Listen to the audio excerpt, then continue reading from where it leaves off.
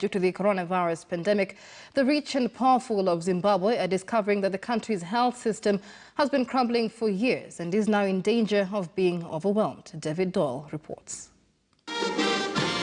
When Zimbabwe's rich and powerful get sick, they often go abroad for the best healthcare that money can buy.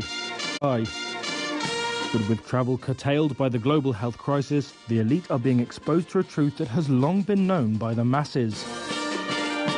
Zimbabwe's health system has been crumbling for years, and now it's struggling to cope. Among those from the upper echelons to die in recent days were 2 cabinet ministers and a retired general. At their funeral on Wednesday, Vice President Constantino Chiwenga, who has himself made several trips to China over the past 18 months for an unspecified illness, said COVID-19 had taught that we are all mortals. It does not discriminate between the powerful and the weak, the privileged and the deprived.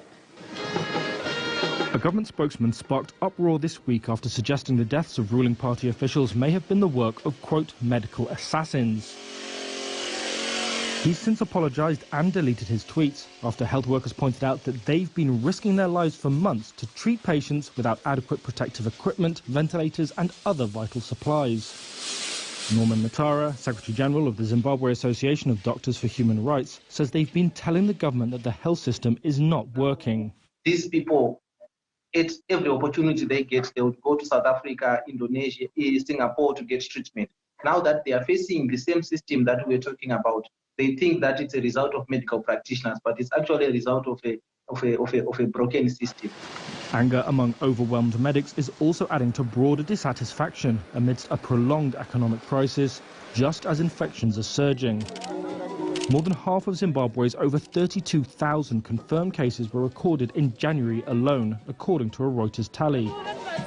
The government says it's doing its best with limited resources, and the country's COVID-19 task force coordinator says Zimbabwe is equipped to handle the second wave, and that the government was emphasizing prevention after tightening lockdown rules earlier this month.